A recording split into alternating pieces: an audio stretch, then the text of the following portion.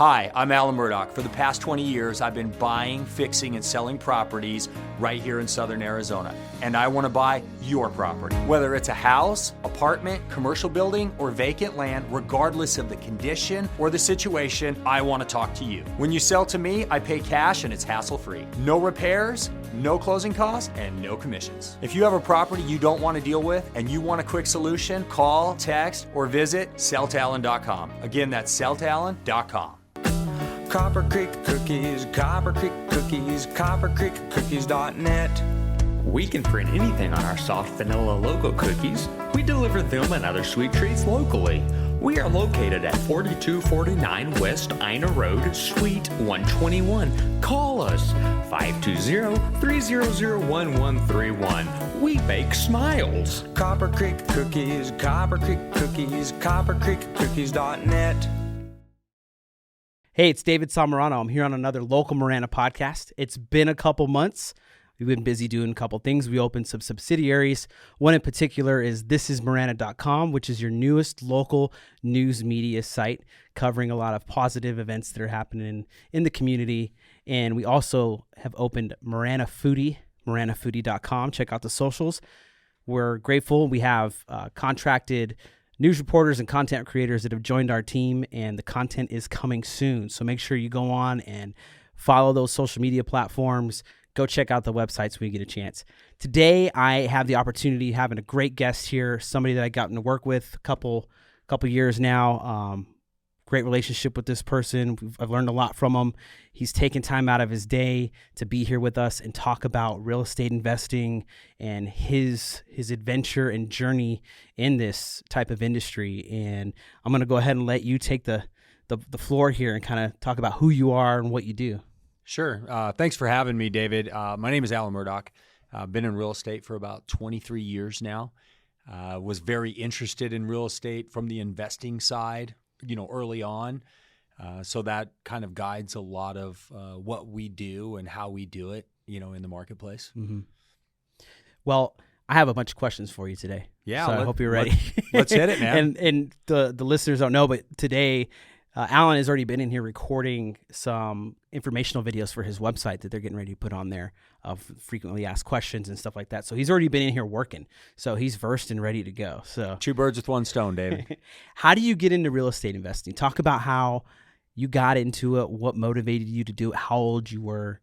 Kind of give us a rundown. Sure. So my real estate journey was really born out of necessity, no pun intended. My wife was pregnant. I was working two jobs. One of them was more full-time. The other one was a little part-time. And I was attending college. And I just felt like my back was against the wall. And I really didn't know what would be a good business for me. But I did know that at the end of the month, I was saving like $200.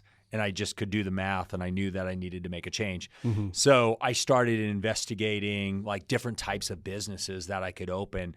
And what really kept coming back around was this concept of real estate investing. Mm-hmm. But David, I always thought to myself, how am I going to do real estate investing? I really don't have much cash. And when I mean not much, I don't have much cash at all. It's like I had a truck that was paid off. My wife's car was paid off because those things were important to me. Right. But I was sitting in the hammock in my backyard, and I was, at that point I was a new homeowner, just loved owning a home. It was like one of the most exciting days of my life. So that was something that really, caught me. So within a few months, I was, in my hammock in the backyard holding my little daughter, and I was looking for something new. And I was reading a book written by Robert Allen. And there was a concept within that book that really resonated with me. And it was kind of a watershed moment looking back. And that was, he said he could be dropped in any city in America with at least 30,000 people, and he could make a 7-figure income without any money and without knowing anybody. Bold. That's what I thought. I thought, he's probably exaggerating times 5, But at the end of the day, there was an additional concept there that made sense to me. And that is, if you find value, you can find money. And if you have something good, other people definitely want it.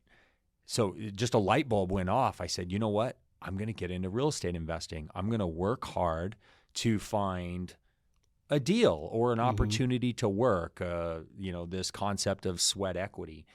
So that it was that moment I decided to get into real estate. And then of course there's testing that goes on, with that. And I just came up with, back then we didn't have smartphones.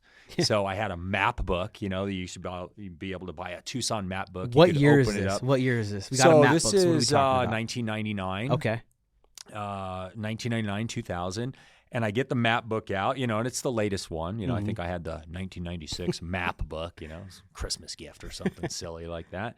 And I open it up and I pick a square mile where I think houses are like at least 40, 50 years old and probably need some work.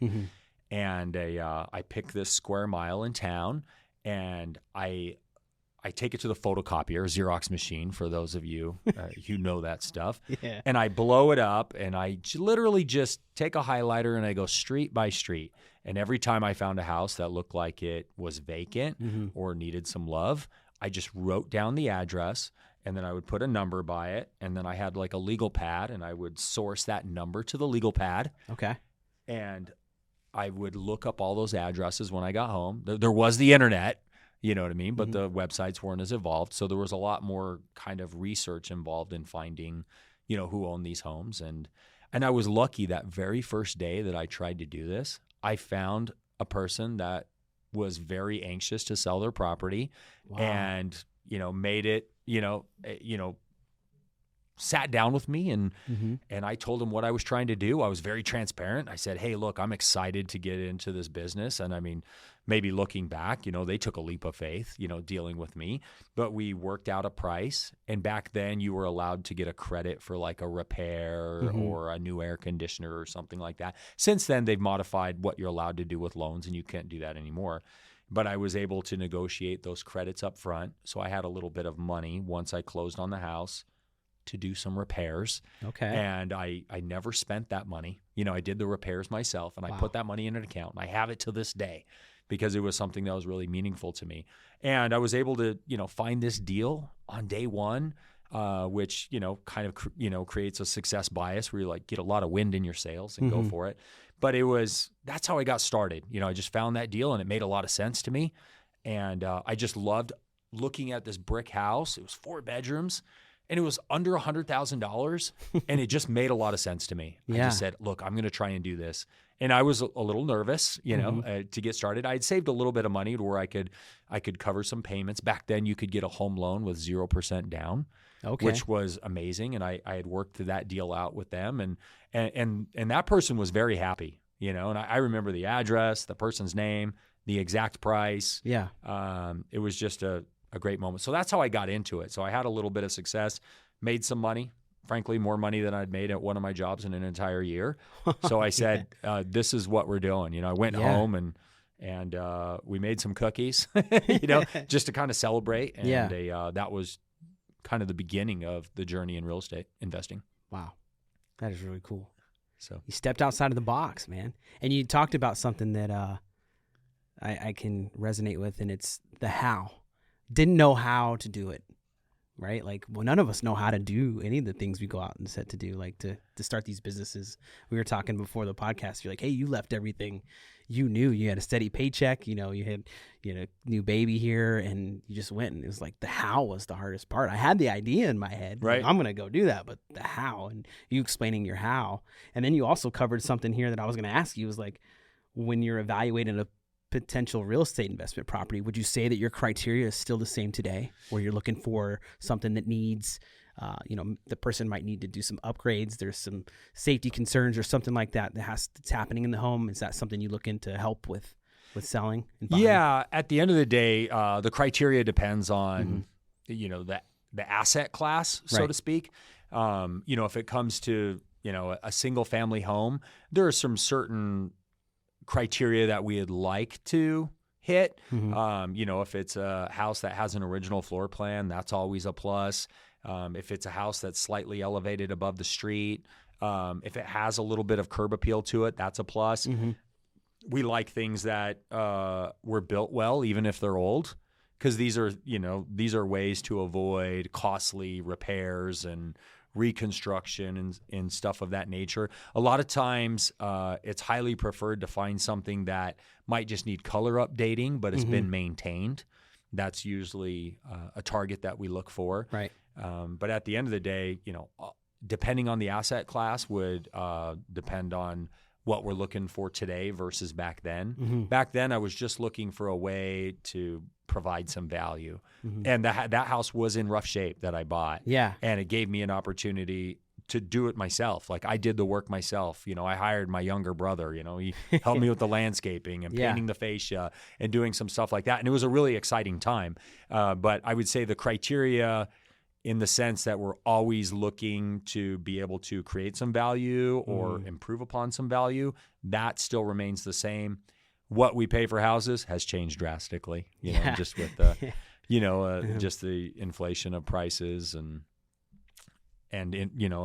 how readily information is available. The profit margins are a lot less than they used to be. Yeah. But that's the way of the world. The world gets more efficient all the time, right? Right. So you make this deal, you got wind in your sails, you're making moves, things progress and get better, and you continue to grow from there. Do you start acquiring more properties after that? Yeah. So ended up buying 2 houses that first week. The first one, all I had ammunition for was that first one. I had a little bit of money for closing costs, and I was approved for a home loan. Yeah. That's it. One. So the very next one, I talked one of my friend's parents into getting the loan, and I would help with the down payment. And they went ahead and did that. Put the house in their name. What I mean? What better security could they get than that? Yeah. We put the house in their name, and then I worked to deal with them to go ahead and do the work and to find a buyer. And I was able to do the work, and I actually found the buyer myself. There was no other real estate agent involved at that time. And it was a coincidence. It happened to be a buyer that knew my in-laws, but that was a coincidence. I didn't get the buyer from them. So ended up locating 2 deals in the very first week, and then probably ended up buying a deal a month after that in the early years. And then then it's accelerated to we have weeks that we'll buy 15 houses. Right. What are some common mistakes you see new real estate investors make? Oh man, there's a lot of mistakes that we all make when we're going into real estate investing. Real estate investing can be challenging. Overpaying for a property can be one of them. Not doing your due diligence, like not really understanding, what something might rent for, what it might cost to get it up to a livable standard or to get it remodeled nicely.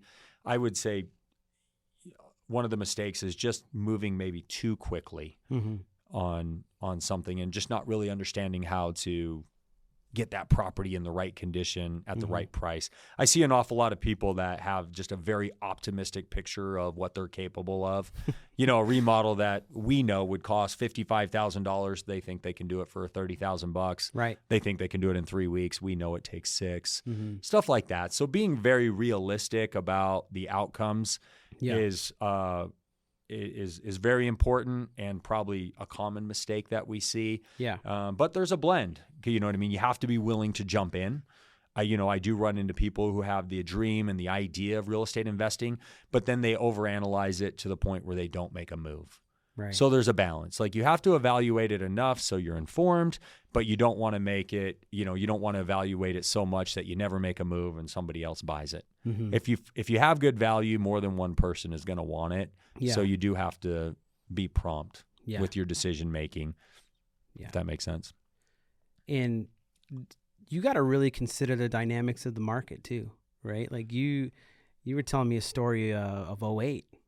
Right? Yeah. You care to jump into that kind of stuff? You want to talk about that? Well, I mean, look, at the end of the day, there's a lot of conditions that are outside of your control. What you can control in real estate is, the effort that you're putting into doing a remodel, the ultimate purchase price that, you pay, how you're sourcing your capital.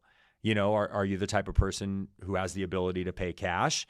If not, what is your exit plan? What if things don't go according to plan? How do you get out of that?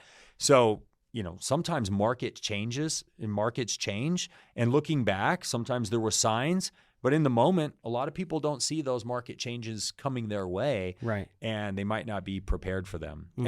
And when you're just getting started, you have more risk, right? Yeah.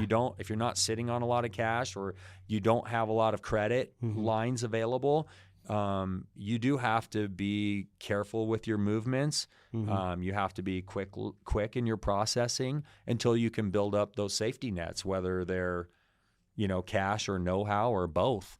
But as far as 08 goes, I mean, a lot of people have some stories of, failure and survival, during those periods. And then right after that was one of the greatest buying times in my real estate career. Right. I mean, when you can buy something below cost, that's usually a good sign. Yeah. Yeah. What are some things you wish you had known when you first started investing in real estate? In a nutshell, keep it Yeah. all. I mean, real estate really gains steam over the long haul. Mm-hmm. And I would tell my my younger self to just be patient. When you're about to give up on a real estate deal, sometimes you're right around the corner from making it a viable deal. Mm-hmm. For example, I accumulated rentals in the early 2000s, and rents were not very strong. I mean, mortgage rates were 6-7%. Mm-hmm. I just wasn't making enough money on them in my eyes. And I didn't make enough money on them to hire a professional property manager. Mm-hmm. So I'm managing 30 plus rentals by myself, plus working a full-time job. And it just felt like too much. Yeah. So my solution to that was sell all of it. That was a horrible mistake. A lot of them were on 15-year mortgages. Mm-hmm. And at the end of the day, just the equity position that was there, I wanted to get my hands on it, but then that creates a taxable situation. Yeah. So you don't even get to keep all of that money. And then seeing people that I worked with over the years keep those houses, and then it flips like a switch, but that switch sometimes takes a dozen years. Mm-hmm. Sometimes it takes 15 years. And most people I talk to, they're just not thinking 12 and 15 years into the future. Right. And if you told them, you're like, hey, if you just hang on to this, you're going to be calling a lot of the shots financially in your life and in your family. And, you can do a lot for your family. You can do a lot for your retirement. You can do a lot for your community. Right. And it's just staying the course. Yeah. So I would say have a plan, keep as much real estate as you can. If you're getting into the investment where you got to, do the transactions and do the trading of real estate, we all have cash flow needs. Mm-hmm. Okay. So that's, I understand that. Right. I had the cash flow needs, so I, turned them. But there was also times when I just was out of energy and didn't want to deal with it. Yeah. So I would look for ways to, recharge yourself and stay the course. I think a attention surplus is limited, in this world. And if you can really just stay on task, and that task is holding and keeping that property until it becomes, paid down, paid off, free and clear, that's when you really reap the benefits. So yeah. the harvest comes years down the road. It's not, the summer. Yeah. That's hard for people today to deal with. Yeah. Because everything is instant. Everything, I bet it's harder today than it was back then. Yeah. But hindsight's 20/20, right? I could look at it and be like, oh, if I did this, I wouldn't have to be grinding so hard today. Right. Or if I did that, Yeah. and that's just not the way life works. So we do embrace the grind and the journey, and it's mostly fun. But we all have those things that we have to do. They're just ancillary to what we do, and they frustrate us. And those are the things we're like, oh, when I finally make it, or when I reach my goals, I'm not going to miss that. And we can't escape those in any capacity at all. Yeah. They're the second always there. The second you replace, this task, New problem something comes. else moves into it. Absolutely. And if nothing moves into it, you might be in bigger trouble than you think. Yeah. It's too quiet. Yeah. It's way too quiet. Exactly. So how do you deal with vacancy and repairs on a real estate investment? Yeah. So a lot of the properties we end up just doing the repairs on. We don't have a lot of vacancies on the rental portfolio. With that being said, we're in the process of building quite a few rentals. So that vacancy question might be, better for me to answer a year from now. Right. But one way that I've taught my clients to avoid vacancy is be selective in your buying. Everybody has pride. Everybody wants to live in the nicest place they can afford. Right. So why wouldn't you have something as nice as you can make it? Like I believe in having curb appeal, having something that is very functional, having something that has a great logistical location. These are things you can control. You know what I mean? At the end of the day, if you buy an asset that has those type of things, you're going to reduce vacancy. And then don't overcharge. A lot of people overcharge. They're pushing that rental limit, and they're not taking their their turnover into account until it's too late. They look back and they go, "Oh my gosh, we've had 3 different tenants in 3 years." That's generally not a good thing. Yeah. Like, you know what I mean? Maybe you're not providing enough value to that tenant, or maybe you're not being as responsive as you should be, or maybe you have a property management company that's not as responsive as they should be. Right. At the end of the day, you've got to be accountable to the process of managing these. So you can reduce vacancy through a strategic effort of, just buying good assets, taking care of them, not overcharging for them. I mean, it all sounds simple, but you'd be surprised how often I run into someone who tries to overcharge for something that's in poor condition and not a great location. Right. You know what I mean? Yeah. There's a price adjustment for all those things. You know what I mean? And a buyer, a tenant, the marketplace, they're extremely intelligent at sourcing and finding value. And if you're taking value and not delivering value, you're going to have a vacancy issue. Yeah, taking value, not delivering value. Yeah, you have to deliver it. The marketplace is so brilliant at finding that. Yeah. If you don't believe me, just think about it. Yeah. Everything you do, when you buy something, you immediately know, was that a good deal? Was it a medium average deal? Or was it a bad deal? We all know that stuff. Right. We all have things we're paying for in our life. We're like, oh man, the second I don't have to pay for that, it's going to be great. Because they're taking value from me, right? Man, I saw that recently in the air conditioning, in the HVAC industry. I needed a new unit, and my wife's an accountant. She's like, "We're gonna do some bids." Right. I'm like, all right, sure, sweet, let's do it. Right. So 3 different companies. 2 of them were at $15K. Right. And I'm like, in my head, I'm like, that sounds outrageous. Like, that's crazy. Well, I find this little local guy, licensed, bonded, insured. Right. Maybe even the same unit. Yeah. $6K. Yeah. That's a pretty good deal. So see, that falls in the good value category. Yeah. So, and the guy had it in like a week. Sure. Like, didn't bother us or nothing, right? And I'm like, how are you guys? Why are you so high? Like, you're just overvaluing and taking, like, it's just, you're at 70, 80% on your margin here. Like, calm down a little bit. You know what I mean? I'm like, so it's just crazy to me to see that. And then you hear you talking about the same thing in the market you're in, where it's hundreds of thousands of dollars. And it's like, people know value, and I think, look, if you give people good value, they're going to tell their friends about you. Right. You know what I mean? They're going to, or, the classic case is I used to have rentals where, like, my tenant would find the next tenant for me. You know what I mean? Because they recognize the value. And I'm not saying give away so much that, there's a balance, right? And but it seems like once you figure it out, though, it's like the Yeah. referrals and the word of mouth and the stuff comes, and which is always king. Yeah. Right. And it's like the people will come. Yep. And you want to stay in tune too. Yeah. I mean, some people just neglect everything they're doing. They just plug it in and then they just walk away. Like, I run into people, they're like, oh, I've been charging the same rents for 15 years. That's why I'm always occupied. We're like, well, a lot of things have changed in 15 years, you know, and there's a process to just keeping up on it. And again, don't overcharge people. Yeah. But if you undercharge too much, that's you're doing yourself a disservice too. Yeah. So. Oh yeah, you'll get ran into the ground pretty quick. But this is a good segue to my next question, which is, what trends are you seeing right now in the real estate market? Yeah, interesting. I mean, this is the most fascinating market I've been in, where you've got these interest rates that have more or less almost doubled, in the last 18 months, and the median pricing has actually gone up 1% in the last 12 months, depending on what charts you look at, sometimes 1.5%, 0.75. Some of the higher price stuff is starting to, come down.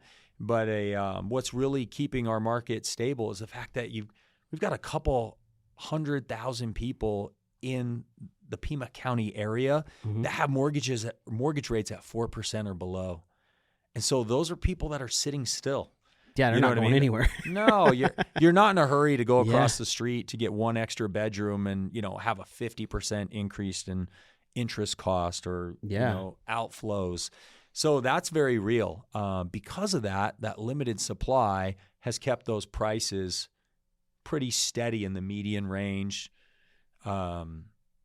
With the interest rates that, just the increase, I mean, we've had these low interest rates long enough to get used to them. Yeah. So people are they're slowly acclimating. I think over the last couple of months, we've seen a lot of stuff pick up. And I think that is just people are fatigued of waiting. Right. You know what I mean? There's people who are like, okay, we're just going to wait for it to come down to this rate. And rates did improve over the last month. And sometimes that's all somebody's waiting for. Okay, look, it got 0.75% better. So Yeah. I think now we got to make our move. And I think the general sentiment is that rates are going to trend down over the next 18 That's what I'm hearing. months. Yeah. But I mean, there's no crystal ball. I mean, there's market forces in play there that are going to have more to say than Alan Murdock has to say about it. But, prices are still pretty high with these interest rates. Really hard to make a rental cash flow at market prices. I mean, we're constructing our own rentals. I mean, that's how we are. Nice. We're sourcing some more product. But, it's taken a long time to kind of get there. You know what I mean? Where you can get the land, get the entitlements, get the permitting, the architecture, all of those things. And now we're trying to do it on a larger scale. It's hard to, I've seen it either happen onesie, twosie at a time or kind of larger scale. I haven't really seen anything in the middle. The middle's kind of a dangerous zone, in my opinion. Yeah. I got a question for you on this. So let's say that the interest rates continue to decrease, right? Let's say they go down 2%. Okay, which would be phenomenal for a lot of people. Yeah. Well, what's happening to the house prices at that point with the demand not really change, like the availability? Well, and the demand. I mean, what? This is just a professional question. Best answer. What do you think is going to happen with that? Well, there's a couple schools of thought there. Yeah. I mean, the main school of thought is prices will rise significantly because I think what has happened over the last year and a half, at least in our market, is there's been a lot of consumer surplus, meaning, even a year and a half ago, people had more funds to spend on their housing than they were spending on it. And now they're really getting challenged. Like, okay, how much can your house payment be and you still buy this house? Yeah. You know what I mean? Just like that Disneyland park ticket, that keeps going up. They almost know exactly what your breaking point is, David. They're like, will David bring his family if it's this much? Yeah. And there's an answer where we all say, no, okay, right. We're not going to Disneyland, kids. It's just too much money. And they want to keep it right at like your just your highest threshold for pain before you break, And I feel like that's what real estate has done over the last year and a half. Right. Yeah. Where someone is just like, oh goodness, I never thought I would pay this much of my income towards my housing. We're in other markets like in Southern California and some of the bigger cities, they're already allocating more of their income towards housing than we have been in the Tucson area. So Tucson is perceived as a good value from nationwide eyes. When they're looking at Tucson, they go, oh, this is a pretty good value. Yeah. Someone like myself who's from this area, you look at it and go, oh my gosh, I can't believe how expensive these have become, because that's my perspective. Right. You know what I mean? So sometimes I learn a lot from someone who's coming in from out of town and they go, oh my gosh, yeah, how are you, where else can you find that for that price? And I go, oh my, you're crazy. You're going to buy that. And then you see it happen over and over and over again. You're like, oh. Yeah.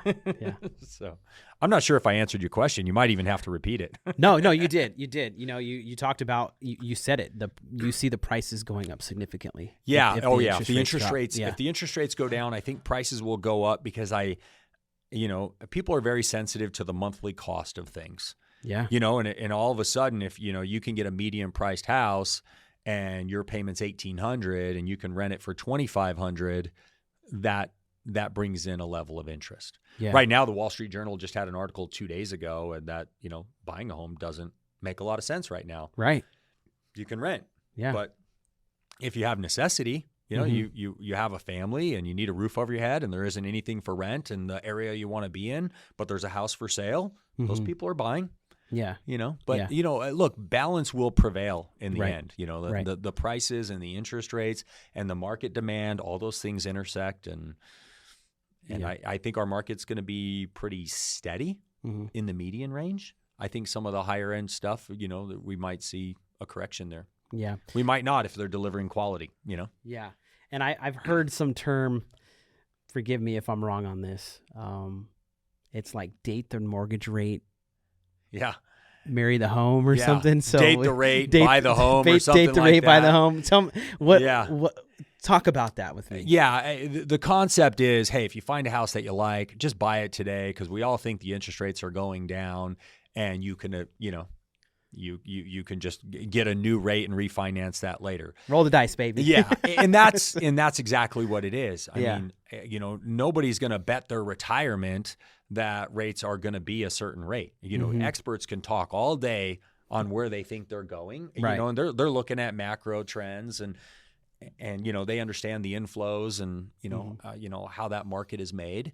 But at the end of the day, you have to be comfortable paying what you're going to pay on that day. Yeah. You don't want to set yourself up for failure. And if you're like, hey, we can make this payment for 12 months and then we're dead in the water. That's A dangerous. lot of people do that. Oh my gosh. But I think that's a dangerous way to live, No. Because Yeah. No way. if the market continues to shrink or if the economy shrinks a little bit and money's a little bit harder to come by, you don't want to put yourself over a barrel. But, at the same time, if you can afford the rate today and it happens to get better for you in the future, that's fantastic. Opportunity. Right? Yeah. Yeah, but don't count on it. Right. I wouldn't Right. I wouldn't count on anything, even if it's trending that direction. Listeners, he's on to something, so maybe we call that a sign. I don't know. It's or just some educational information that Alan has provided in regards to that. But it's there for you. Take it in. I just had a conversation with my brother like 2 hours ago. He's doing pretty good. He's Sure. like, yeah, I'm thinking about doing it. And I'm like, you know what, man? I love you. You get to make whatever decision you want. But this is how I feel about the market right now. Right. Maybe you wait a little bit. He's not in the necessity thing, right? Sure. He's got a place, he's got an apartment. I'm like, yeah, man, maybe just wait a little bit. Wait it out instead of doing the date the rate. Yeah, I mean, if you can afford the rate, Yeah. you just buy. Yeah. Just buy what you're Yeah. looking for. A lot of people will say that, like, oh, marry the house. Like, this is the house in the location I've been looking for. It Yeah. has that additional garage. You know what I mean? Maybe we run a business at home and it has the space that we need. Mm-hmm. I say, I think owning a house personally and owning a house for investment are two different things. Right. One is lifestyle, security, Mm-hmm. building a foundation for your family. Mhm. That comes at a certain cost. Right. And sometimes you don't recover all the costs that you put into it. Mm-hmm. Frankly, most people don't. Yeah. An investment's totally different story. You're looking at just the fundamentals. Yeah. Like, how does this look? So I think if you find the right house in the right location and you can afford the payment at today's rates, you should buy it. Right. But if you're like, like you said, you're rolling the dice on that, Yeah. then I don't think you should. Good. Good. Thank you for providing that. All right, I got a couple more questions, Sure. and then we'll call it a day. We've Okay. been busy here, huh? Yeah, let's do it. What's been your worst or most challenging real estate investment experience, and what did you learn from it? Oh, wow. That's a loaded question. So my background is I've done almost 5,000 deals where, Wow. we've owned it, bought it, fixed it, sold it, or bought it, rezoned it, developed it, extended I'm utilities. sweating already, man. There's a Yeah. lot going on. So many challenges. So Mhm. many challenges. I would say, gosh, it's at least 1 in 10 properties we lose money on. Like, we never start the deal saying, hey, how much money would you like to lose on this? It just kind of happens because we're aggressive in our efforts to find deals. And sometimes we can be a little too optimistic. Like, okay, I think we can get our, like what I was talking about earlier, what other people make that mistake. Yeah. I fall into that trap sometimes too. Mhm. Like, hey, maybe we could repair this for, let's call it $50,000. Mhm. And we should be able to resell this for $379. And then the repair budget, it's like, I've got a broken sewer line, you got this, and all of a sudden you're $65,000. Okay. And then your $379 dream turns out to be $355, because 3 other people put their house on the market. And then it's like, oh, wow. Okay. Yeah. I lost $15,000 to work, sometimes that happens, as far as the challenges go, they're really educational opportunities. The biggest challenges were, during market turns, seeing, we got a quicker beat on the 2008 recession. It was really beginning of 2007 where we used to monitor our incoming phone calls, and we get over 100 phone calls a day. And then all of a sudden it's like down to a trickle. Like, my mom is calling, like a friend is calling, Yeah. but no customers are calling. Wow. And you're like, wow, that was like, uh-oh. Mhm. You know what I mean? Some things are going to change. So navigating and pivoting around that was absolutely a challenge. Like, Yeah. there was a point where I was like, I'm not sure if I'm going to be in real estate. I love it, but I don't know if I'm going to be in it. Was able to kind of maneuver around that and really turn it into a good thing. Mhm. Turned out to be, a decade of buying. Yeah. 08 to 2018 was unbelievable time to buy. And then even statistically, buying in 19 and 20 were great times to buy too, just because of the escalation in prices or deflation of your money, however you want to call it. Mhm. Those fixed assets, kind of rose in value is one way to look at it. But challenge-wise, when COVID came out, there was kind of this real uncertainty. It's like, hey, man, are we going into another one of those recessions? And I sat and just kind of evaluated stuff, and I realized, I said, I think we're going the other direction. And I doubled my marketing budget. Yeah. And I ended up buying a lot of homes that our competitors canceled on. A lot of these national buyers, they deal with corporate boards and they just don't like risk as much. And Mhm. they all went away. And there was an awful lot of people who thought, hey, we're gonna sell this house to Alan Murdock, let him get stuck with it, and it turned out to go the other direction. But there were some challenges. There was probably about a 3 to 4 week period in there where just like, is this it? You know what I mean? It's like, are we going to crash and burn right now? And I decided I couldn't play the middle ground. I said, I had to double down, for a lack of better words.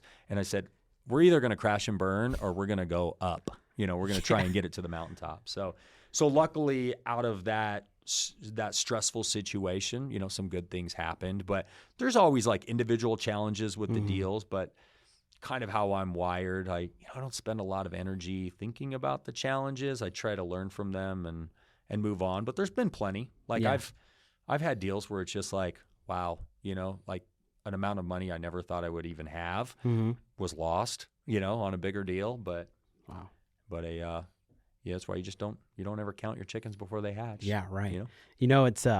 It's something hearing you talk about this, because you're so casual about talking about crashing and burning. Oh yeah. I've had a lot of thoughts on it, It's like, might crash and burn, I made these moves, it's like, it comes with the experience, you've been through this stuff like that. Sure. But, I know there's some people probably listening going, crashing and burning, like, I can't crash and burn, that's scary. Yeah. So, but you prevailed. Yeah, that's a good point. And I don't want to seem insensitive or just kind of callous about crashing and burning, because one of the things that's been very important to me ever since day one, I mean, I was working as a waiter in a local restaurant, and saving money was a concept that it just really resonated with me. And, I built a security blanket by doing that. Mm-hmm. So, I built an emergency fund early, and I will crash and burn before that emergency fund gets exhausted. Right. So in that regard, I'm able to take a little bit more risk, for doing that. So I don't want to sound, when I say crash and burn, I mean, hey, maybe we just got to start our business plan over, or maybe I just got to start working by myself, or, something like that, which I haven't had to do. Yeah. But I always feel like if you're above ground and you're alive, you're in business. Preach. You know what I mean? You're in business. So I never feel like you're out of business. There's just Yeah. adjustments that need to be made. Right. And sometimes if you're kind of okay with the worst outcome, like a crash and burn, it's just business. You know what I mean? And it's an educational opportunity, like you said. Yeah. And it's not life or death. It's like, I know so many people that are struggling with real things. It's like telling them I'm losing money on a house. It's insignificant. Right. But it's very real to me, or Yeah. to maybe someone who's only doing one deal. That's a big deal. That can stop people from doing business or even future business. I've seen a lot of people come into the real estate space, do a deal, get their butts kicked, never to return. But in reality, hey, if you do like 2 more butt kickings, now you're on your way. It's just that we're all wired different. We all have different experiences. So crashing and burning, I say it not super carelessly, but maybe not as careful as I should, if that makes sense. Thanks for explaining the back end of that. People are like, oh, okay, I get it now. Yeah. Yeah. You took steps to make sure that it wasn't a complete and utter loss of everything. Yeah. So here's just a random weird question. Sure. How many black cats in a day do you need to see to feel concerned?